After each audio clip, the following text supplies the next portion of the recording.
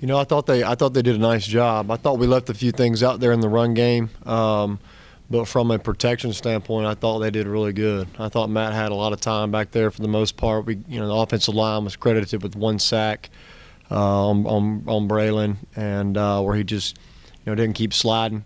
But other than that, I thought they did a really good job and gave Matt plenty of time to throw the football. What about Matt's development over the course of the year as he's gotten more comfortable in your system? Yeah, Matt's doing a really good job getting us in all the right calls. I mean, you see him constantly, pointing his finger, getting us in the right protection call, getting us slid to the right to the blitz. He's starting to pick up on that. He's starting to see defenses a lot better, safety rotation. So he's done a lot better with that. Where in the spring he was kind of struggling with that a lot and throughout fall camp. But as the season's gone, he's really done a really good job of getting us in the right protection calls. He takes an unbelievable amount of pride in that. You always see him asking, me or Coach Fry questions. Hey, Coach Fry, if I called this on this certain play, what's going to happen? Where's the offensive line going to go if I called this on this certain look?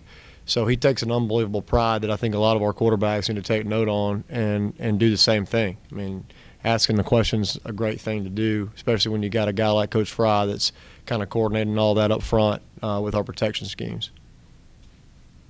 What have been the biggest challenges in incorporating your offense this first year? I mean, if you look at the stats or Yeah, the hardest thing, I think the biggest challenge for us is understanding where, where we were in our previous stop that, we had so much in and we wanted to have all that in this year. And so the biggest challenge from us was just been from the coaching staff standpoint is, hey, we can't do everything we want to do. I know coaches, talked about it before. We don't have, about 50% of the playbook in. Just because we can't, we want to do everything we were doing in year 3 at the last stop, but we can't do that here in year 1. It's just you couldn't have done it at the last stop.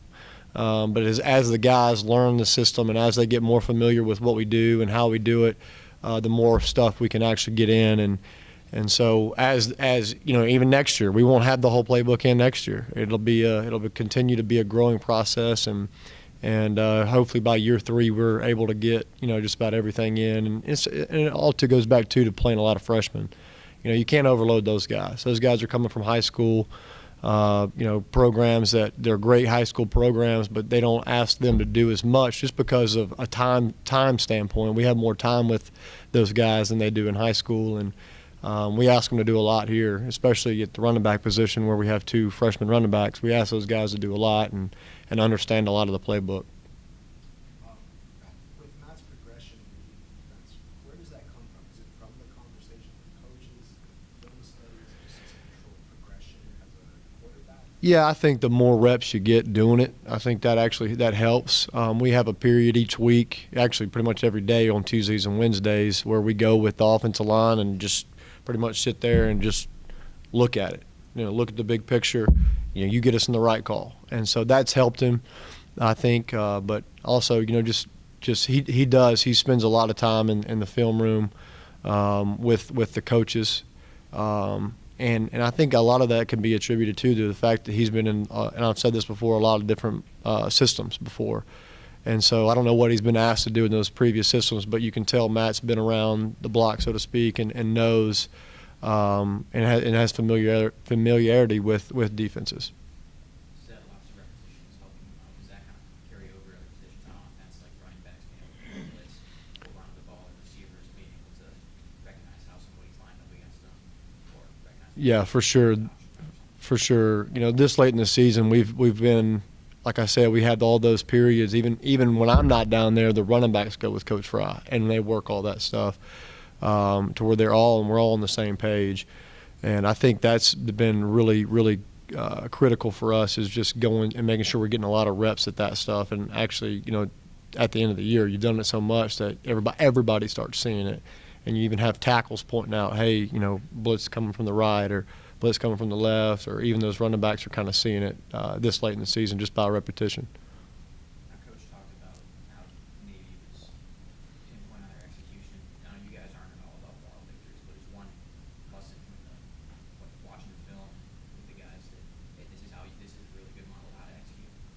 Yeah, for sure. I mean, those guys are so disciplined. I mean, I know Coach talked about he could draw it up on a grease board, and that's exactly what they did.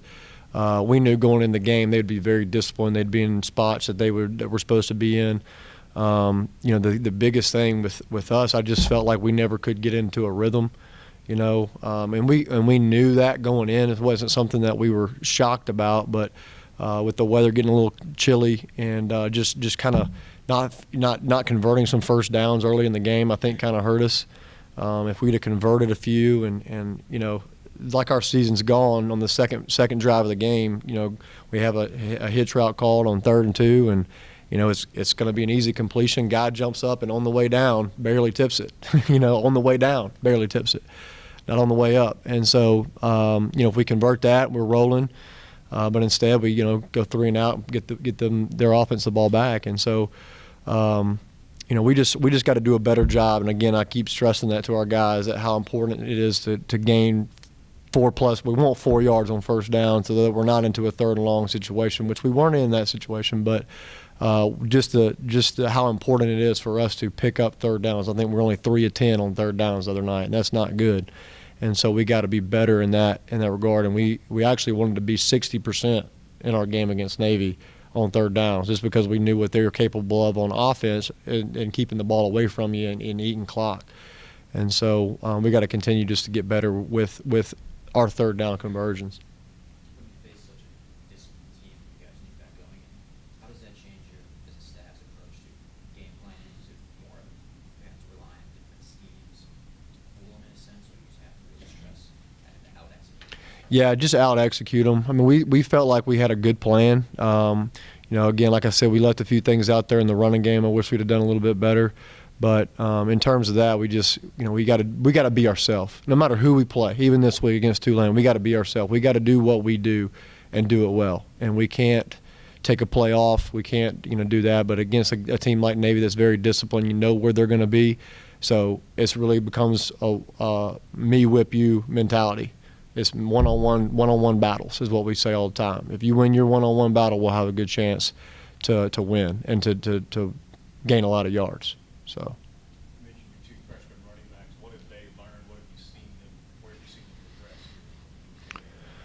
them progress? Just as their year has gone on, we told them after the game 6 that, hey, you're no longer freshmen. That was last season. You're a freshman. We talked about that, but they've really done a good job of just getting an overall knowledge of the system. I would say, that first couple weeks, I think they were just kind of trying to hang on. I think now they have a really good knowledge of the system and what we're trying to do. And Coach Mathis is always, talking about those guys. He's always coaching them how to make a guy miss, because we get them on the safety, you got to make them miss. And we've done a little bit better job of that. But they've really progressed, and really it's going to take an off season with those guys just to get physically ready for a long season that we're in right now. Protecting the quarterback always big with freshmen. Big time, yeah, big time. And Coach Mathis has even made a comment to us that he won't even look at a running back if you don't think he can hold up in protection, because of what we ask those guys to do. But it definitely is a big thing that those guys have had to learn. They've had to learn, defensive structures like Matt, like I was talking about with Matt, but they've had to learn how to pick up, where is that guy coming, where is that extra guy coming from, and what scheme is best to get it protected and all that stuff that they've done a really good job of learning. As they develop into better pass protection, obviously Xavier and Braden aren't as big as Prescott line. Mm-hmm.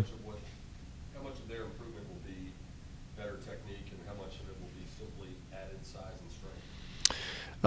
It's going to be both. It's going to take both. I mean, size and strength is definitely, that's obvious. That's obvious with any freshman, that they're not quite as mature or filled out as much as an older guy like Prescott is. But again, it's going to take a great off season with those guys. To continue to work technique.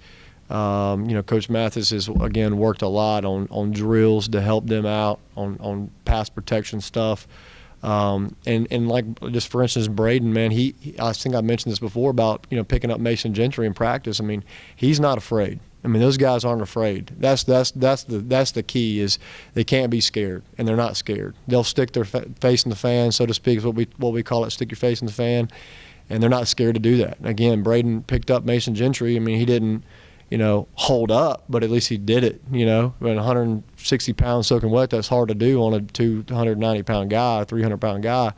But what's encouraging with that is that he's not afraid and he's not scared. You and Coach Morris have talked all year about how Cortland Sutton obviously has drawn a lot of attention. The need to have a second receiver emerge as a consistent, viable threat downfield.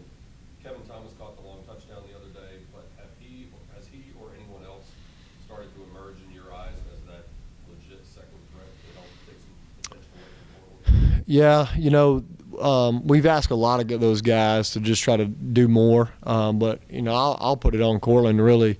I'm watching the Monday Night Football game last night, and you see a guy like DeAndre Hopkins, who we've coached before. I think John Gruden said something about how Coach O'Brien challenged him at halftime, and you saw what he did. He came out and made an unbelievable catch. So, no matter what the defense is doing to Cortland, Cortland's got to be Cortland. Cortland's got to be that guy. I mean, if that's who he wants to be in this system, he plays the same position DeAndre did. He's got to be that guy to go up and make a play, no matter what the defense does. Now, in terms of the other receivers, yeah, obviously we got to have some guys emerge and some guys to help take that off of him. Xavier Castile made an unbelievable catch on the third down the other night that was thrown behind him. It was a great catch. Kevin Thomas, KT, he went up and made a heck of a catch in the end zone too. So we got guys emerging, guys that are starting to, take a little bit of ownership in it. Shelby had a great block on a run, on about a 30-yard run by Xavier Jones. He had a great block down the field. So I think we got a bunch of guys that are a lot of blue-collar guys right now that have bought in and they're working hard. And like I said, they got to continue to practice that way, though, too. They can't just show up on Saturdays and expect to play good. It's got to be an everyday thing with those guys, like a Jerry Rice mentality that we talk about. Jerry Rice never took a play off, whether practice or in a game. And so that's the mentality they got to continue to have and to continue to get better. And eventually somebody will emerge as that guy. But right now we just got, by committee, we got a bunch of blue-collar guys that work hard and are ready for the ball whenever it's thrown to them. You guys won turnover margin for the first 4 of the first 5 games. Mm-hmm. Since then, you have not. Is that the result of maybe pressing and taking more risks?